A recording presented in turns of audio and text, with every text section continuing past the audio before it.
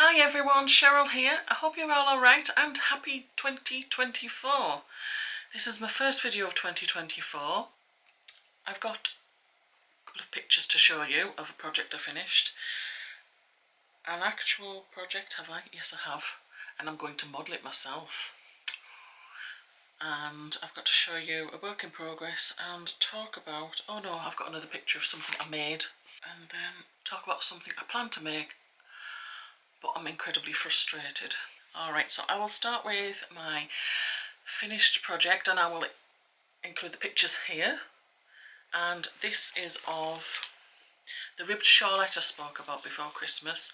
I did finish it just before Christmas, but once I washed it and blocked it and then wrapped it up, it was just too late to post. I just didn't want to post it too close to Christmas and get it all clogged up in the postal system. I thought, I'll just wait till afterwards and I'll send it off to my mother-in-law then.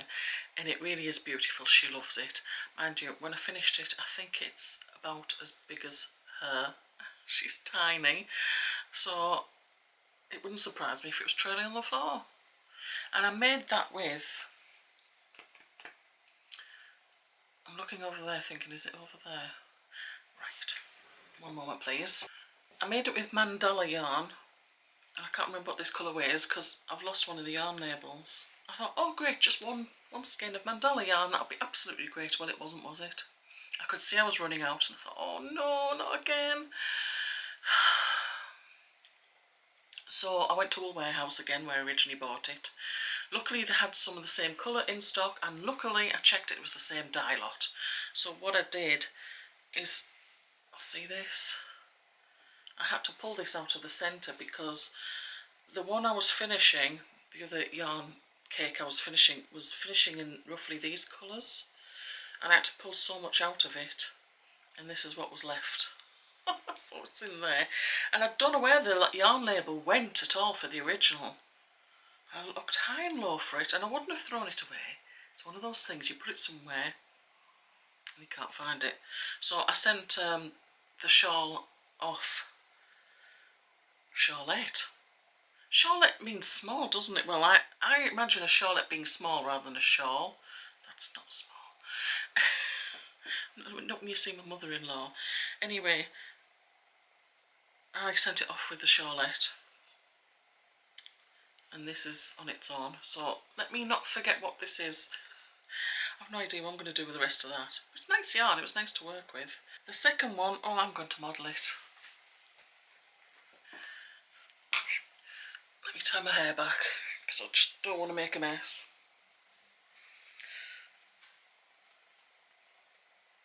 Right, if you've seen this top I'm wearing, actually it's too big. I bought it online when it was COVID, and because I forgot what size I was, because the label, I wear clothes out, so the label of course was worn out. Well, it's one of them printed labels inside. It's just printed onto the fabric. And I forgot what size I was, so I got one of each. Well, this is one of the bigger ones, and it really has a big wide neck, and so does the other one in fact. And when I go to knit a natter and it's on a cold day, I'll have me thermal legs underneath me trousers, I'll have thermal vest underneath me top, and I'll have my arms on. That's good, that's fine, but then my neck is cold. Now I do have a couple of wraparound little shawls that I've made, but I'm thinking I want something a bit more static that's going to stay. So I made, what's it called? Ambitus. I'll tell you a bit more about it after I've put it on. It's worked in the round. There we go. Now let's see if I can dress myself properly. I haven't got a full-on mirror, so you'll have to do. There we go, look at that. Okay. There we go, look at that. My husband's is yet to take pictures of me with it from the back. Hang on, I wonder if you can see. I'll get my arms down, that might be able to help. I have no idea what you can see. I hope it's good. Oh, hang on, maybe I don't. Oh, is that any better? Okay. I was just a bit wary about sitting up. And if I fluffed all that up, I'm so sorry, I can't see behind myself. But anyway, that really keeps me warm. Oh, that's better, I can see. Yeah, That's really nice. So it's just like a top of a jumper, I suppose. It's called Ambitus, and it's all one word, so I don't know if it's two names. Lanka Camaro. So it's just all together, so I'm not sure if it's Lanka Camaro or... But anyway, I knitted that in. There we go. James C. Marble DK. And I thought I was going to use one skein, but I didn't. I ended up using one in a little bit. Where's the leftover? Oh, it's in the box. I could knit a hat out of that. Could I have gone a bit short? You know what, I suppose I could. But it's really good. I'm quite impressed with that, and it feels lovely and snug and warm. And if you excuse me, I need to take it off again because it's a bit warm in here. Nice and stretchy. Oh, that's better. Hang on, let me hair down. There we go. I don't often have my hair down. Right, okay. I've since COVID, when they recommend you don't touch your face so much, I thought, well, that's no good. I'm always touching my face, and so I tied my hair back because most of the time I'm touching my face is to pull my hair out my face, and then I got used to wearing my hair up, which is especially good when I step outside and the wind goes whoosh, and my hair goes whoosh. Like, oh God, can't be bothered with that. Tie my hair back. Alright, I'm just going to show you one of these, and what I shall do, I'll insert a picture there of 5 more, but I want you to visualise one in like a mustard colour. Okay, so look at this. This is my early prototype. So it's not perfect on there, but it's the best I could do. And then as I did more of them, the better I got. It's a zipped pouch, and I crocheted straight into the zip. And the pattern is by Vivi Berry DIY on YouTube, and I can send the link to that particular pattern, what I did, and you can see the other 5 that are on there. They were that was my little gift to my friends at Knit and Natter. So I made 6 in total. Actually, I made 6 to give out. This was the prototype, and I made it with, I think it was drops cotton. Was it drops? I had to buy it because I didn't actually have any cotton to make it, but yeah. Oh God, I had trouble like doing this, spacing the zip, the holes for the zip out, and it was driving me mad. And I'm sure I've got a zip around here somewhere which has lots of holes in it. Maybe I've put it somewhere. It's got lots of holes in it. I end up pulling it all out. In the end, I thought, oh, why don't I use a ruler? But I was looking at millimetres and it was doing my eyes in because it's too small. And in the end, I realised ½ an inch, no, ¼ of an inch was actually really good. So what I did then, this is going to look really odd. Can you see all those lines? That was ¼ of an inch lines all the way down. I got the zip. What's the word? I secured it, that's the word. I secured it up there with two paper clips, and secured it down there with 2 paper clips.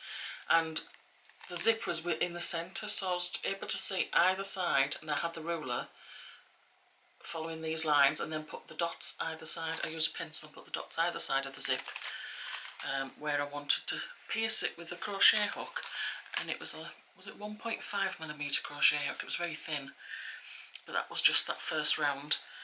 That was hard work. But I did it. Oh, never mind. Actually, it turned out alright.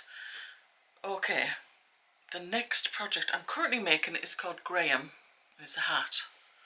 Because I want to use up some of the yarns that I've got. And this is Vanna's Choice. And I've got another one in a different colour.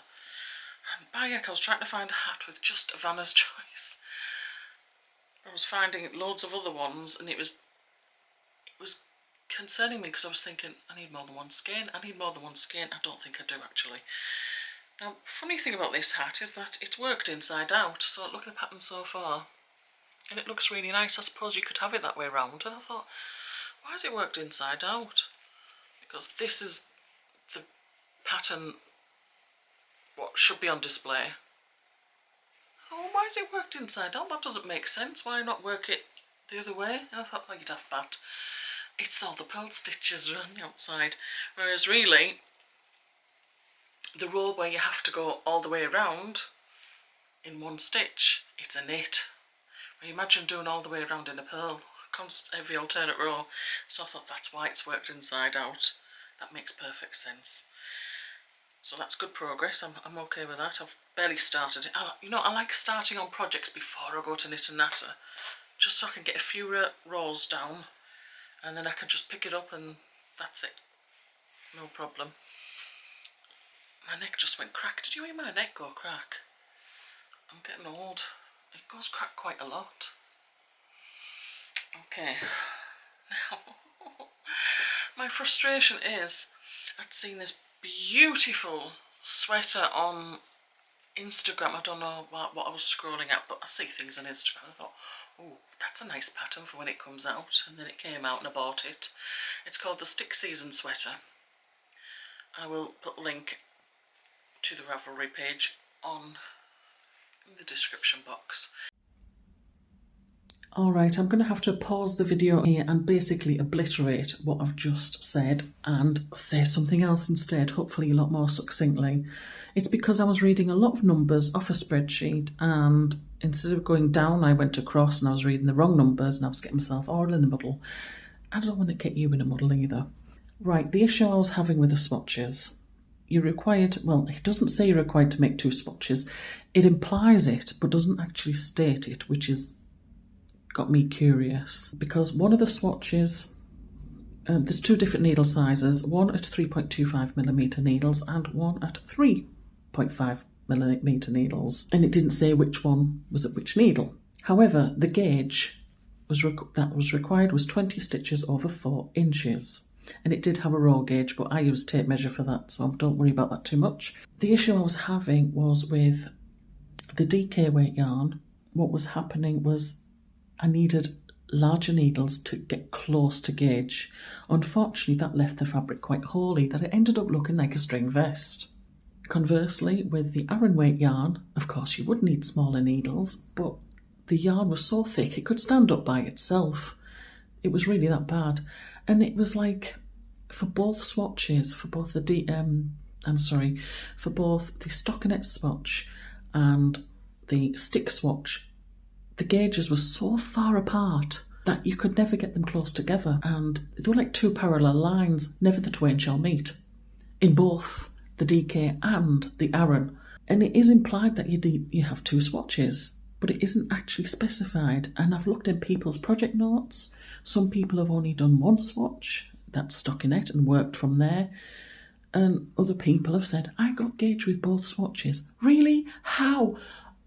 Honestly, I cannot figure this out. How on earth, with a DK weight yarn, can somebody get 20 stitches over 4 inches in both of those swatches on 3.25 and 3.5mm needles? It doesn't make sense to me, and it's been doing my head in for a very long time that I've stopped swatching. If it was just in a stockinette stitch swatch, then I could get close to gauge, but I wouldn't be happy with the fabric. So therefore I've seen websites which show you how to work a pattern to your own gauge, and I could do that with stockinette stitch swatch. I can't even talk.